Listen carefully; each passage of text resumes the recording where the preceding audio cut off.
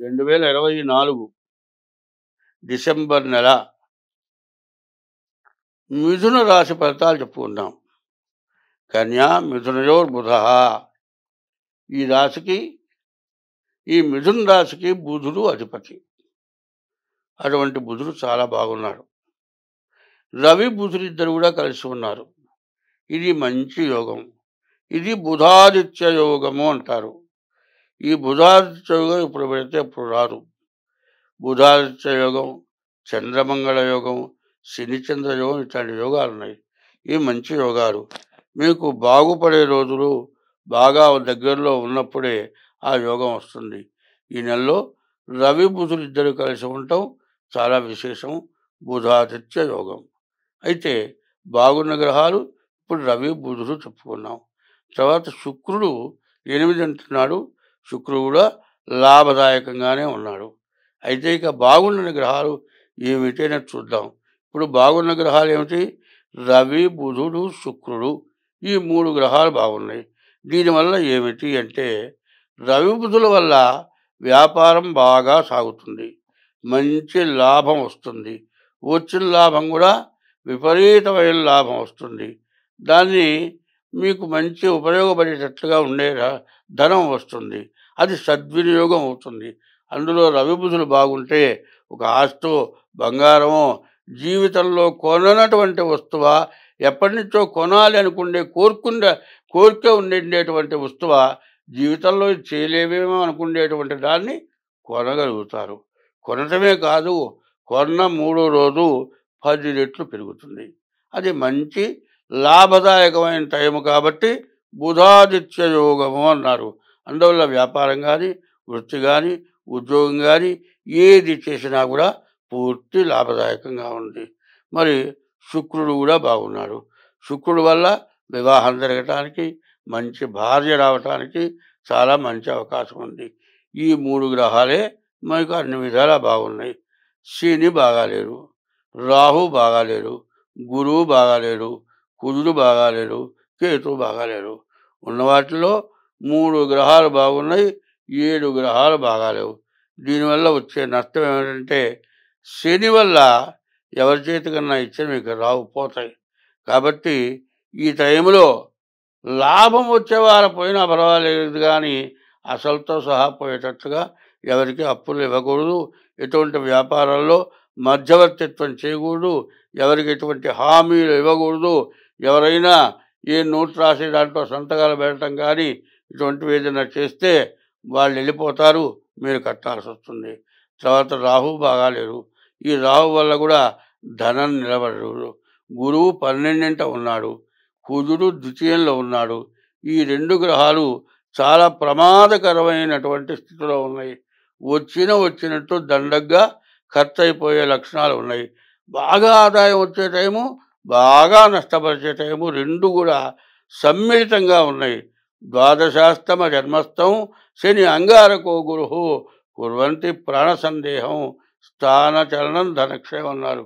గురువు 12ంట్లో కానీ, కుజుడు 2ంట్లో కానీ ఉండేట్లయితే స్థానచలనం, చేసే వృత్తి దగ్గర నుంచి మారిపోవటం, ధనక్షయం, ఉన్న డబ్బు మొత్తం పోగొట్టుకోవటం, స్థానచలనం ధనక్షయం. తర్వాత కుటుంబంతో కలహాలు, ఇట్లా సమస్యలు బాగా ఎక్కువగా ఉండడానికి అవకాశం ఉంది. కాబట్టి ముందు మీ జాతకం చూపించుకోవాలి. కేతు వల్ల కూడా బాగాలేదు. కేతువు కూడా చేయరాని పనులు చేయిస్తాడు. కాబట్టి ముందుగా మీ డేట్ ఆఫ్ బర్త్ ద్వారా మీ జాతకం చూపించుకోవటం, హస్త సామర్థ్యం ద్వారా కూడా మీ జాతకం చూపించుకోవడం చాలా అవసరం. బాగా గుర్తుపెట్టుకోవాలి.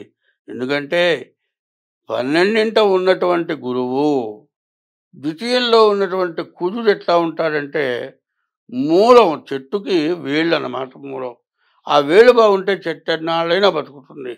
అంటే మీరు మొదటి నుంచి సంపాదించిన మొత్తం కుంకుడు వేళతో సహా పోయిందిరా అంటారు.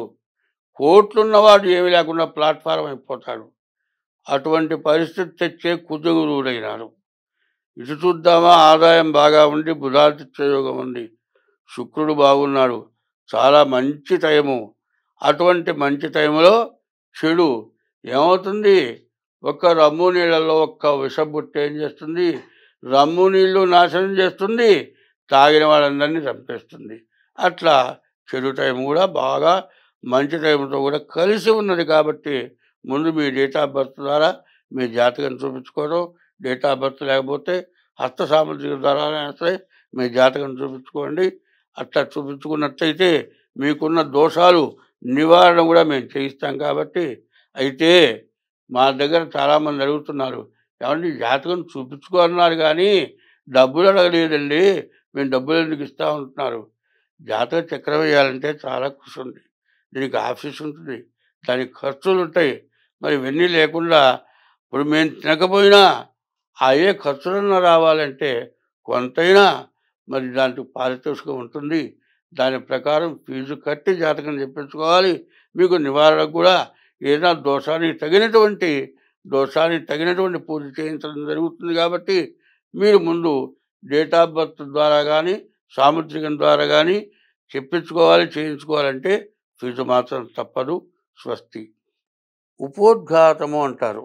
ఉపోద్ఘాతం అనగా ఈ 12 రాశులకి కూడా కలిసి వచ్చేటువంటి ఉపోద్ఘాతం 2024 నుండి 2026 వరకు కూడా ఈ 3 సంవత్సరాలు కూడా అందరికీ కూడా చాలా గడ్డు సమస్యలు, ప్రతి వాళ్ళు కూడా సమస్యలతో బాధపడేటువంటి రోజులు అవటం చేత ప్రతి వాళ్ళు కూడా ఏ ఒక్క గ్రహం బాగుండకపోయినా దానికి తగిన దోషం పోవటానికి ఉపశమనం చేసుకోవాలి.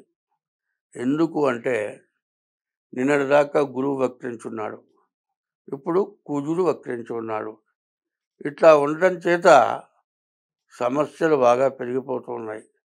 2026 వరకు కూడా పూర్తి సమస్యలు, గ్రహాలు సరైనటువంటి స్థితుల్లో లేవు. ఈ సంవత్సరం 7 గ్రహాలు పాపగ్రహాలు, 2 శుభగ్రహాలు ఉన్నాయి.